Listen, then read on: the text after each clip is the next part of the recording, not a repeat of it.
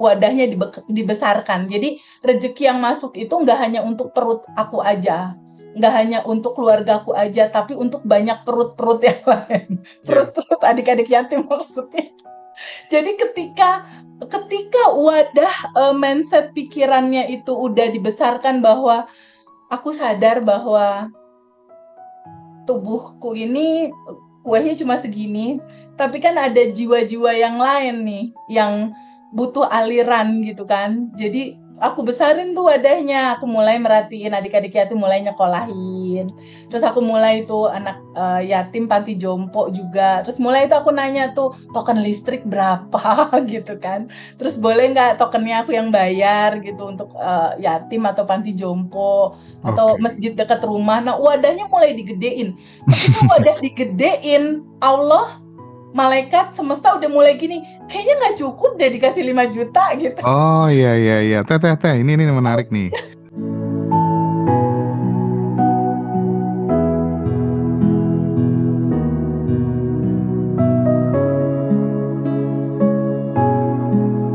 Assalamualaikum warahmatullahi wabarakatuh. Selamat sore teman-teman semuanya. Salam sejahtera buat kita semuanya. Om Swastiastu, Namo Buddhaya, salam kebajikan dan rahayu buat sahabat semuanya. Terima kasih teman-teman, Pak Surah, Mbak Jariah, dan teman-teman yang lain yang sudah join memenuhi undangan Abundant Revolution. Hari ini Teh, Ya, aku pengen mendedikasikan eh, pertemuan kita pada kesempatan kali ini, tatap layar ini khususnya buat adik-adik kita nih yang ya. sekarang masih duduk di bangku sekolah, yang terkadang kalau nggak ada yang mengingatkan dan mengirimkan pesan cinta buat adik-adik Dek, kok itu, kakak Isa ya, Dek? Sek. Ya, nggak ada yang mengirimkan pesan cinta. mm-mm, mereka terkadang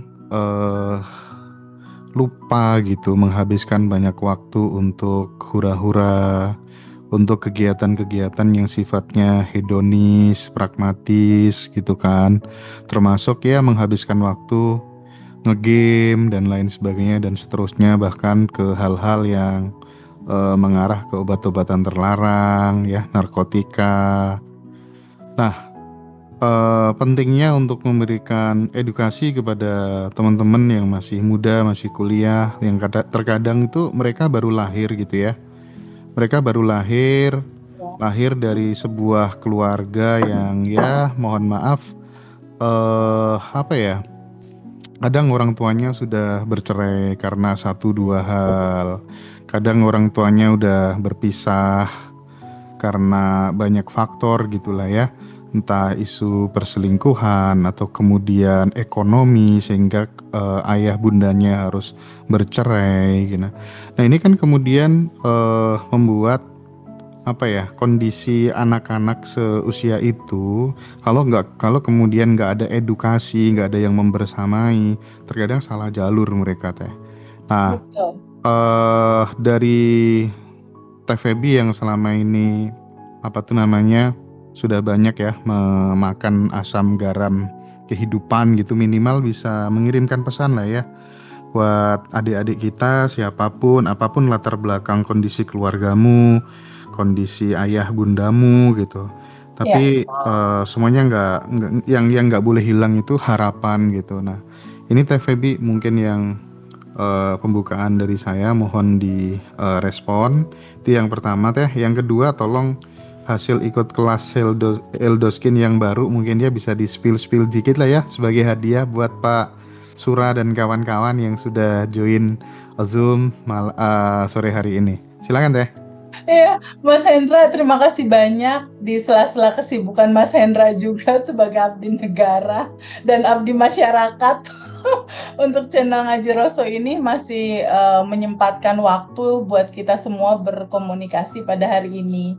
Aku terima kasih. Hari ini memang kita rutin ya Mas, tiap hari Selasa kita ada Zoom testimoni Betul, untuk betul. semua alumni ya, sebagai dedikasi kita kepada semua alumni dan juga teman-teman semua untuk mulai aware gitu, untuk mulai ada hadir kesadaran bahwa ternyata ketika kita mengenali tentang identitas diri kita, tentang siapakah diri kita, ternyata ada loh perubahan yang terjadi, ada loh sesuatu yang tadinya nggak mungkin jadi mungkin gitu. Jadi di hari ini tuh ada satu testimoni indah sekali, aku juga pengen denger Mas Hendra dari alumni anaknya Ibu Ira itu menikah kosong tuh 11 tahun loh Mas. Oh Terus iya? ibunya kuantum jam kan, terus kemarin tanggal berapa belas Januari melahirkan.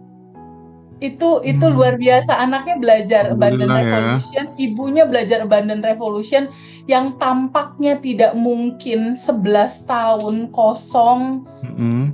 lahirlah bayi yang luar biasa sehat di Januari. Itu yang kabar gembira gitu buat hari ini, Tapi bahwa ya mohon maaf, aku potong sedikit ya.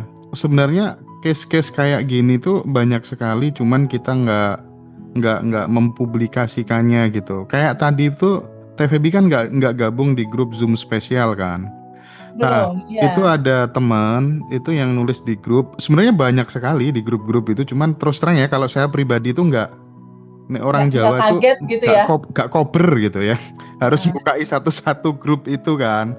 Nah ya. intinya gini teh.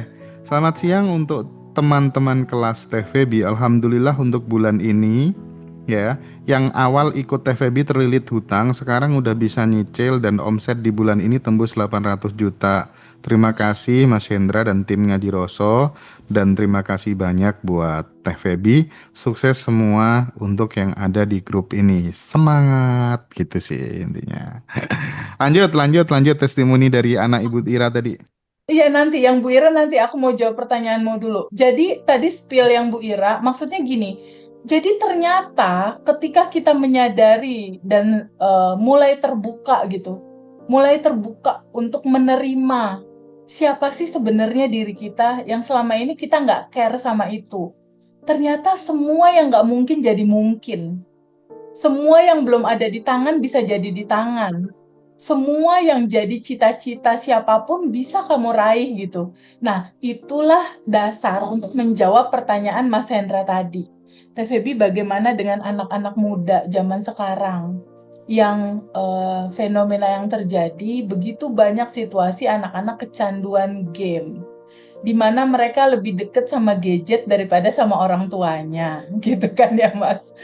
Orang tuanya Iya sibuk benar. gitu istilahnya. Mereka berteman dengan gadget mereka, sehingga game itulah yang menjadi hidupnya. Otomatis ketika anak itu melihat, mendengar, merasakan, eh, itulah yang jadi data gitu. Nah, satu fakta yang harus betul-betul kita renungkan, Mas. Karena gini, Mas Hendra mungkin kaget ya kalau aku memang nulis, Mas. Abundant Revolution alumninya itu yang alumni sama yang Zoom spesial, Zoom Quantum Enlightenment dan lain-lain. Itu total udah 10.000 loh, Mas. Beneran. Serius, aku nulis itu semua angka-angkanya. Oke. Jadi alumni dan non-alumni yang Zoom di luar gabung di WhatsApp group itu udah lebih dari 10.000 orang sebetulnya. Dan yang udah ikut private online offline itu lebih dari 500 orang. Nah, kalau yang online sama offline kan aku memang handle langsung one on one ya, Mas. Iya. Jadi si record realita dia terjadi seperti apa dan itu akarnya dari mana, itu betul-betul aku perhatikan gitu. Dan itu valid, Mas. Itu valid data inner child, Mas. Itu valid sekali data inner child, data masa kecil gitu. Jadi dari semua realita hidup kita di saat sekarang, itu dari mana datangnya? Itu dari semua realita hidupmu di masa kecil yang kamu rekam. Jadi 5 panca indera ini, ya ini nyangkut masalah aku mau jawab cerita masa kecil ini, Mas. Jadi dari mulai usia 0 sampai 7 tahun itu bawah sadar mereka benar-benar kebuka kayak spons. Jadi anak kecil itu mau dimasukin data apapun, umur dia 0 sampai 7 tahun, dia betul-betul nyerap 100% dia tiru, Mas. Nah, pada saat dari 0, 7 tahun itu dia serap penuh, lalu dari mulai 7 tahun sampai 15 tahun, mulai itu ada interaksi lingkungan kan, rumah dan lain-lain.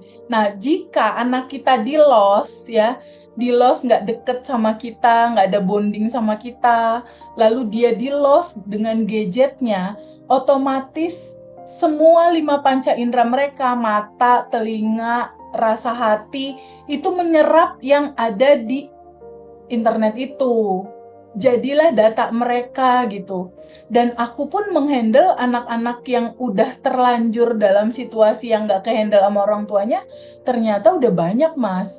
Yang terakhir itu ada Gen Z ya. Kalau Gen Z itu kan masih di area 30 tahun ke bawah ya. Umur 20 tahunan itu mau bunuh diri, Mas. Mau bunuh diri umur 20 tahunan. Ibunya udah belajar, lalu dia sadar anaknya, lalu anaknya dimasukin. Akhirnya anak sama ibu masuk kelas kemarin, Mbak Laila. Ngasih info ke aku gitu. Iya, iya. Akhirnya barengan ikut kelas. Mulailah ikut kelas, aku bilang, ibu off dulu ya. Maksudnya ibu out dulu dari Zoom, aku mau ngobrol sama anaknya. Ternyata masalah dari anak ini simple, Mas. Jadi pada saat anak itu curhat cerita, ternyata dua-duanya bekerja kan, Mas. Cerita sama ibunya lagi bawa lemburan ke rumah. Udah, jangan, ntar dulu, ibu lagi sibuk, ntar dulu. Kamu gimana sih gitu aja nggak bisa kuat, harus hebat, nah harus hebat. Gitu. Jadi anak yang sekecil itu, yang tadinya harusnya dia punya ruang bercerita, ini nggak bisa ada ruang bercerita. Jadi dia pendem. Nah, semoga video ini bisa jadi sesuatu yang menyadarkan juga gitu buat ibu-ibu. Kita kan ibu-ibu nih.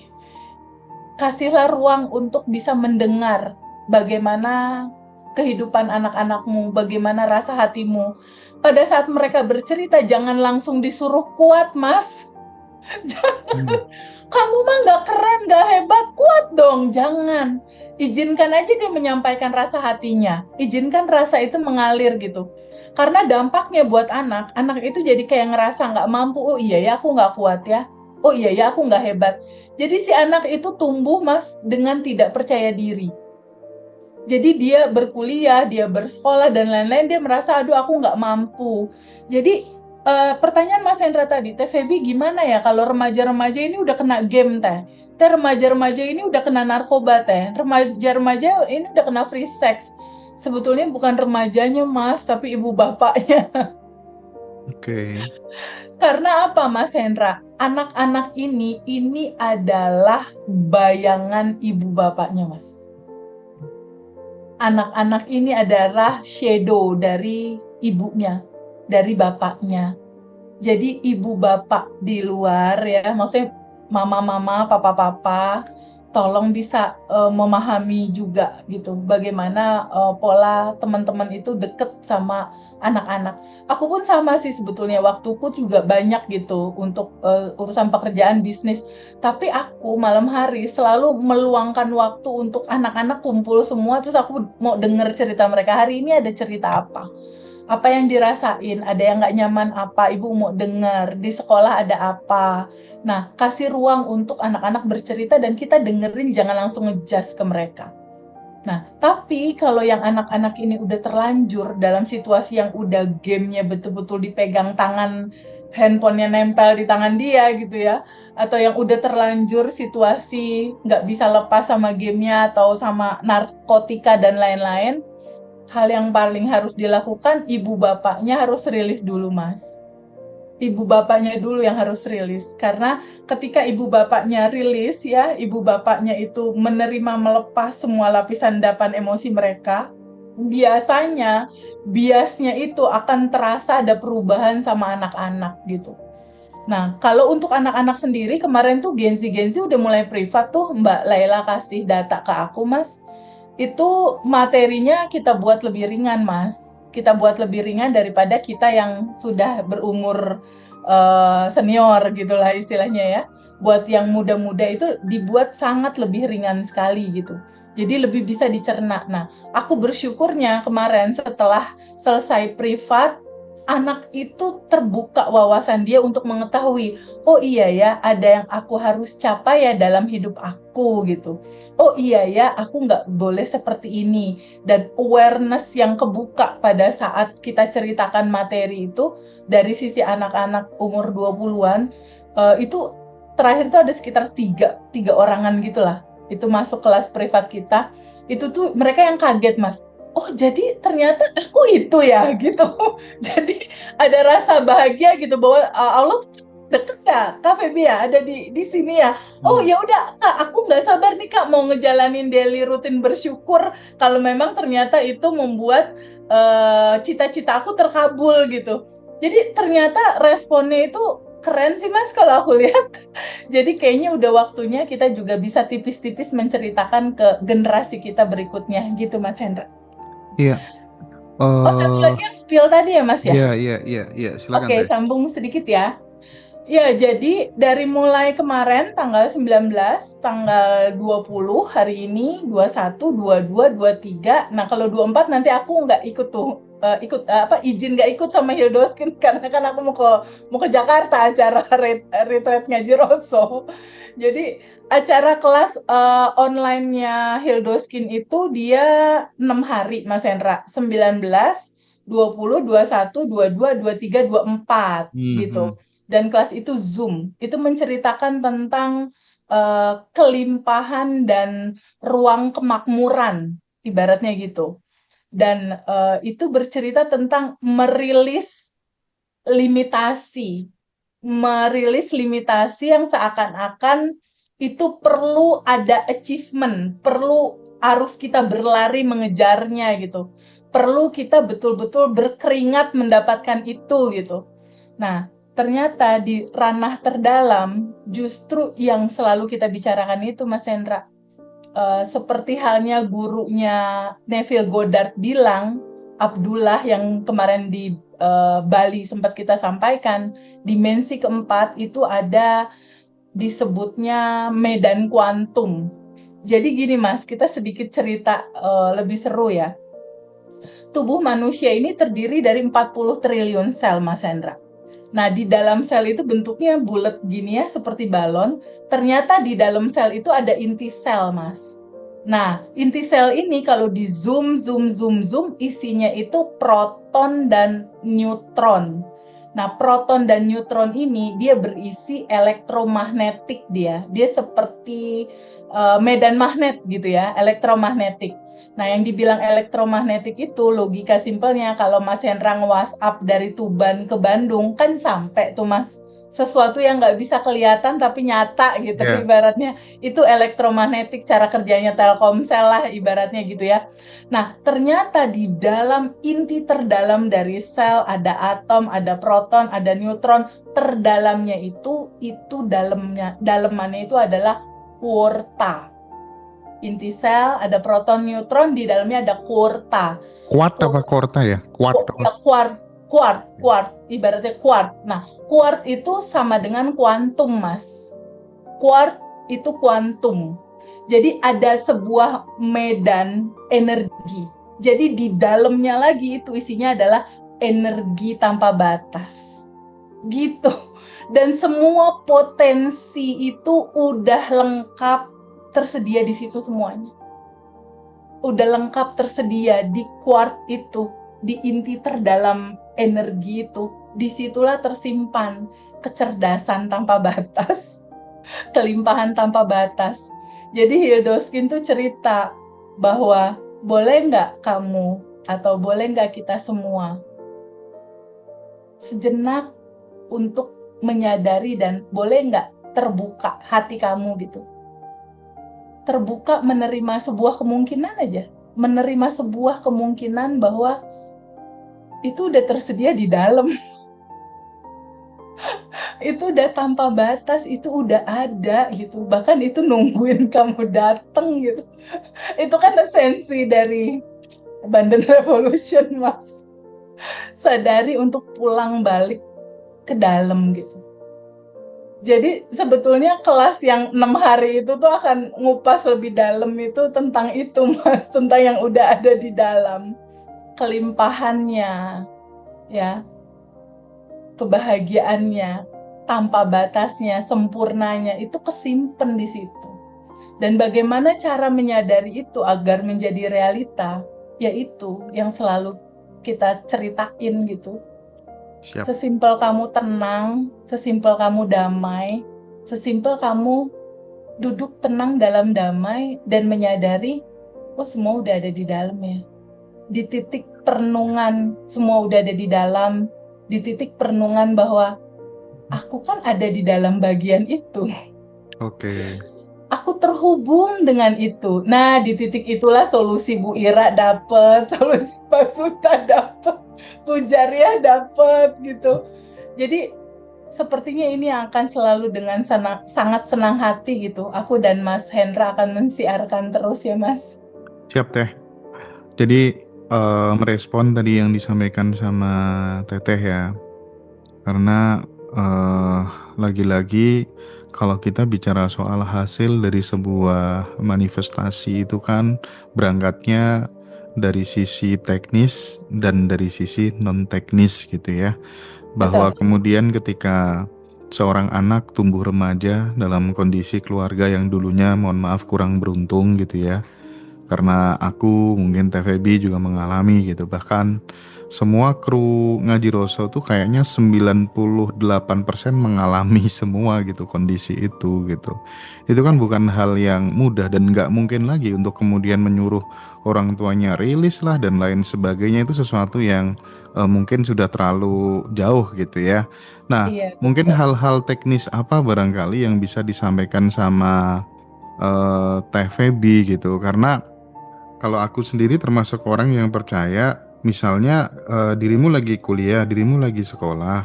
Jika kamu melakukan sesuatu yang sama seperti yang dilakukan sama teman-temanmu yang lain, ya nanti dapatnya juga akan sama gitu. Tapi jika kamu melakukan sesuatu yang berbeda dari teman-temanmu yang lain, ya kamu nanti dapatnya akan beda gitu. Tinggal kamu memilih jalan hidup yang menurun, datar, atau mendaki terlebih dahulu gitu. Bahwa mendaki itu akan penuh dengan tetesan keringat dan tetesan air mata, ya it's okay. Tapi itu akan membawa kita pada sebuah puncak-puncak pencapaian baru kan. Dan di situ kita akan bisa melihat sesuatu yang nggak bisa dilihat oleh banyak orang gitu. Nah, maksudku, saya pengen Teteh memberikan elaborasi, masukan-masukan buat teman-teman generasi muda supaya bisa survive gitu ya, supaya bisa mengalami apa yang Teh Feby dapatkan gitu. Kebiasaan-kebiasaan kecil apa sih yang mungkin bisa dilakukan mulai dari sekarang yang itu bisa bikin adik-adik kita itu kualitasnya menjadi berbeda gitu. Nah, untuk melunasi penderitaan di keluarganya gitu kurang lebihnya Teh. Setuju. Mas Hendra sama aku ngalamin itu. Mengalami sebuah cerita ada PR begitu besar gitu dari keluarga kita. Mas Hendra berangkat dari mana?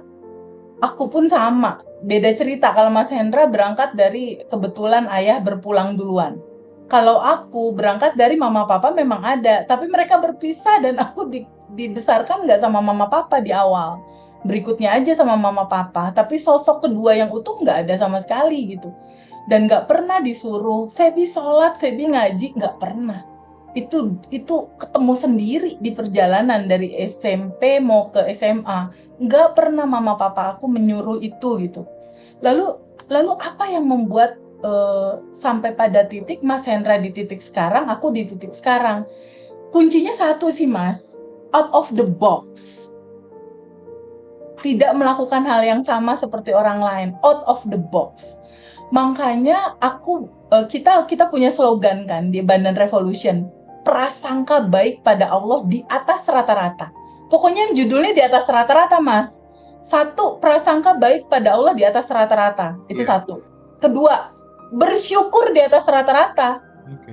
Kalau bersyukur yang biasa kan gini Mas, terima duit alhamdulillah, itu kan biasa itu. Itu bersyukur yang biasa gitu. Kalau aku jalaninnya nggak bersyukur yang biasa. Aku bersyukur di atas rata-rata. Jadi ketika aku ada masalah, aku jatuh, aku lagi ada kesulitan, aku difitnah temen atau apa, yang dibilang bersyukur di atas rata-rata itu apa? Belum nerima, aku udah bersyukur. Oke. Itu yang aku lakukan Mas. Maksudnya gimana? Pada saat kuliah belum ada uang banyak, Tapi waktu itu aku memimpikan saat itu ya, dapat uang dari papa 100.000 gitu. Tapi aku memimpikan di dompet aku tuh ada 1 juta gitu. Uang 100 ribunya taruh di dompet.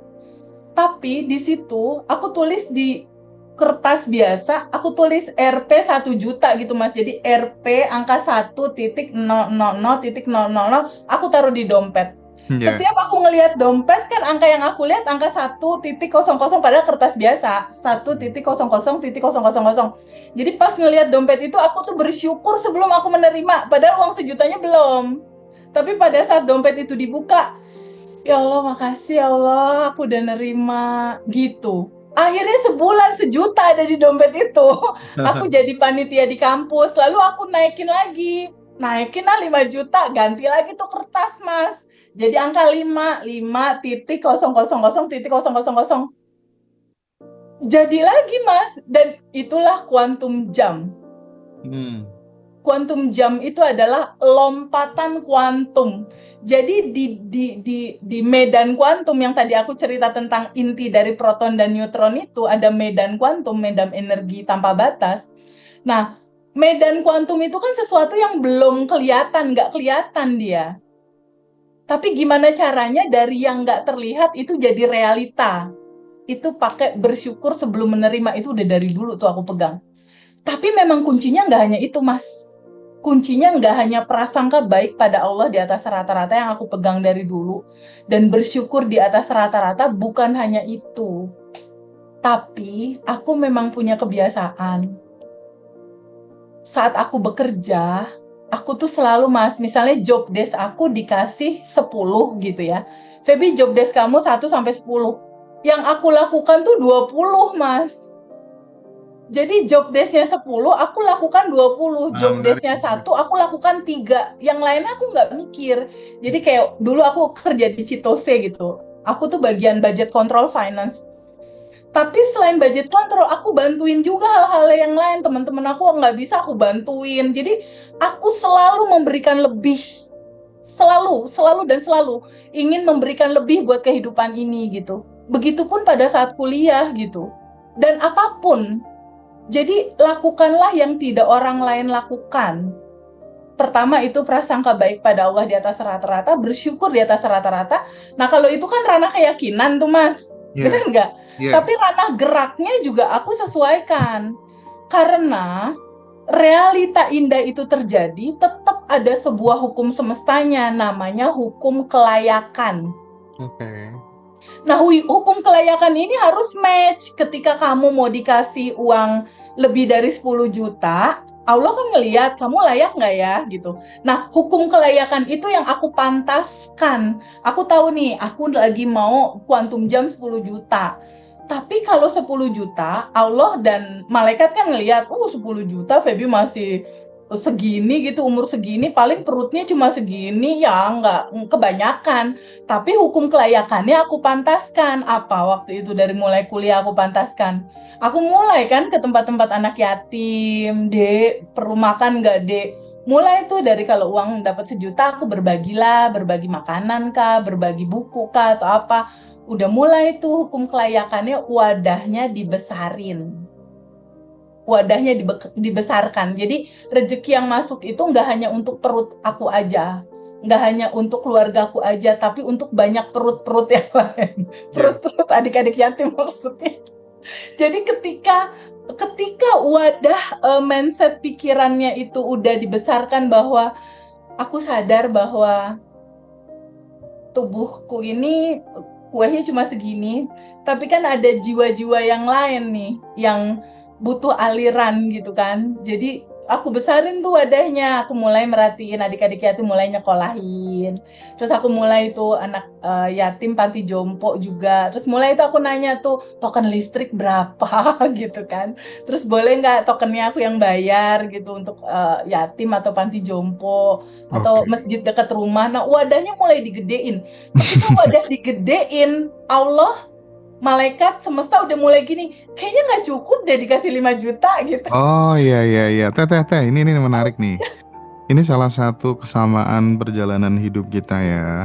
Dari muda kita sudah tergerak untuk merawat adik-adik yatim gitu ya. Mm-mm. Dan aku memulai itu sejak 2009 ya. Mm-mm.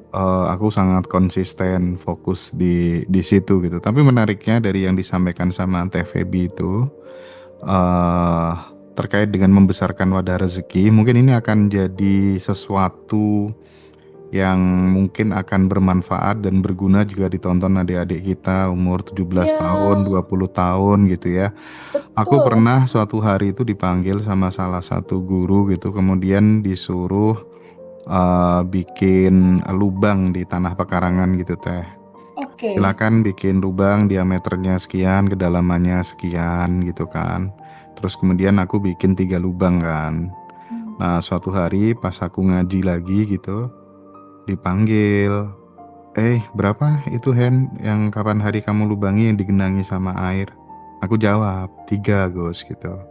Kalau andai kata kamu ngelubanginya 2, berapa yang digenangi air? Ya 2 lah. Kalau 1, ya 1 gitu. Kalau nggak ada yang dilubangin, ya nggak ada gitu. Hmm. Jadi menggali lubang itu sama dengan menggali kebutuhan gitu.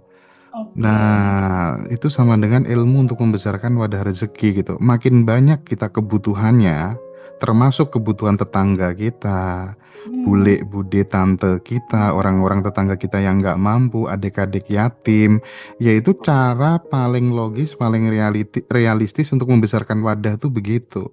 Memikirkan nasibnya banyak orang gitu loh. Mungkin yang bikin rezeki stagnan salah satunya adalah kita terlalu sibuk memikirkan diri sendiri dan keluarga saja. Coba andai kata kemudian itu diperluas dikit gitu. Gimana ya nasib tetanggaku itu gitu ya. Enggak tahu ya, aku punya pikiran kayak gitu tuh SMK kelas 1, kelas 2 tuh sudah bergelayut itu terus gitu. Nasib tetanggaku yang nggak kerja kayak gini gimana ya nasibnya. Aku tuh kayak rindu banget pengen berkontribusi kepada mereka semuanya gitu teh. Iya, Nah, itu betul. mungkin ya, mungkin buat adik-adik kita ya Teh ya, Iya, buat insight itu betul. Tapi satu lagi itu, Mas. Kalau misalnya job desk-nya satu, kamu lakukan tiga. Dan jangan nah, berhitung. Maksudnya apa? Itu namanya all out. Itu yang aku lihat sama tim ngaji Roso sih, anak-anakmu. sip. Mereka tidak berhitung. Keren Kenapa? itu. Kenapa? Keren tuh. Kenapa nggak Ah, berhitung? ah, Karena ah, itu filosofi aku. Karena waktu aku kerja, aku dapet karyawan teladan terus ya, Mas. ah, ah. Karena nggak pernah ngitung. Pokoknya aku do my best, do the best aja gitu. Jadi gini prinsipnya, ketika kamu job desk-nya satu, kamu lakukan dua dan tiga, nggak hanya satu kamu lakukan. Kebaikan itu memang untuk sesuatu ya, entah itu company kamu, entah itu tempat kamu kerja. Tapi pahami bahwa energi yang mengalir memang ke sana. Tapi jangan pernah berharap dibalas dari sana. Karena cara kerja semesta tuh sangat unik dan indah. Dia akan balas dari jalan mana aja nggak keduga. Entah kamu pada akhirnya dibalas dalam bentuk kesehatan yang lebih, kecantikan yang lebih, jodoh mungkin yang lebih, mungkin karir dibikin lebih, mungkin rezeki jadi dibikin lebih. Itu amazing banget gitu. Teh, Itu amazing, so amazing, oke. mas. Jadi aku selalu tekankan kepada anak-anak ya yang di Ngaji Roso itu bahwa uang 500 rupiah yang kita kasihkan kepada tukang parkir itu kelak akan menemukan jodohnya sendiri gitu. Dan aku juga selalu share pengalamanku dulu waktu kerja gitu ya. Aku senantiasa melakukan pekerjaan tuh pokoknya saya kasih lebih terus lah ya. Dan itu udah jadi habit dan mereka aku bilang nggak usah khawatir gitu. Jika kemudian teman-teman bisa begitu kan nanti kita kan percaya sama mereka kan. Andai kata kemudian nggak dibales di tempat kerja yang ini ya nanti pasti derajatmu akan diangkat dalam bentuk yang lainnya. Dan itu adalah konsekuensi logis. Siapa yang menabur bakal menuai kok. Banyak masalah orang terkait finansial tuh karena mereka sebenarnya nggak mau ngasih dulu, nggak mau ngelepasin dulu, nggak mau banyak memberi dulu, pengennya langsung menerima banyak. Dan itu sesuatu yang menurutku sebuah kebodohan sih. Karena contohnya udah banyak di mana-mana gitu. Latihanlah memberi sebanyak-banyaknya dulu, latihanlah nggak takut sama uang, latihanlah untuk nggak perhitungan sama uang dulu, nggak pelit dulu. Itu latihan yang paling gampang dan paling masuk akal. Udah toh, Pokoknya kalau itu udah jadi habit, kamu udah nggak takut sama uang, kamu sudah nggak terlalu perhitungan sama uang, kamu sudah nggak pelit. Udahlah, perubahannya pasti akan drastis, ya nggak sih Teh? Sangat betul, Mas. Jadi kalau untuk adik-adik semua yang masih sekolah, masih kuliah, atau saat ini udah lulus tapi bingung mau kerja apa, itu aja udah. Prasangka baik kamu sama Allah di atas rata-rata. Lalu bersyukur di atas rata-rata, lalu lakukan lebih buat kehidupan ini.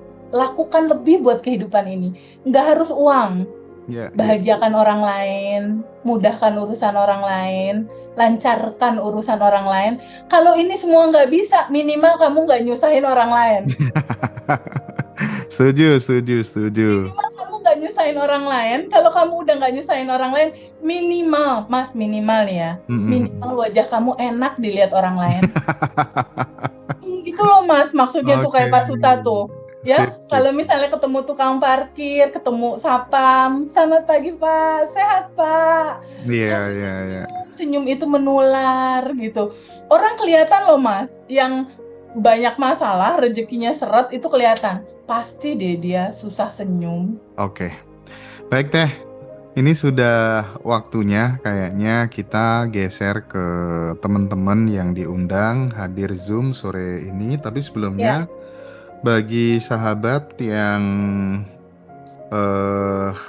ada keluangan waktu untuk ikut retreat secara online, ya, Iya, retreat secara online, karena yang offline kemungkinan besok malam paling udah close ya. habis ya, udah close mungkin ya, karena tinggal 10 slot aja. Dan itu pun sudah nggak bisa milih ukuran kaosnya.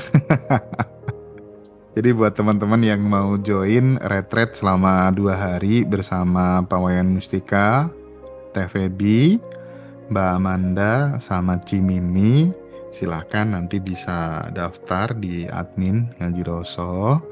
Untuk yang online nggak kita batasi ya. Dan sangat worth it teman-teman. Saya pastikan sangat worth it. Silakan join. Tadi Mbak Manda sudah menyelesaikan materinya dengan sangat indah kabar terbarunya untuk meditasi inner child ya. Yes. Aduh, Pak Wayan Sabar nih. Pak Wayan Mustika juga aku press.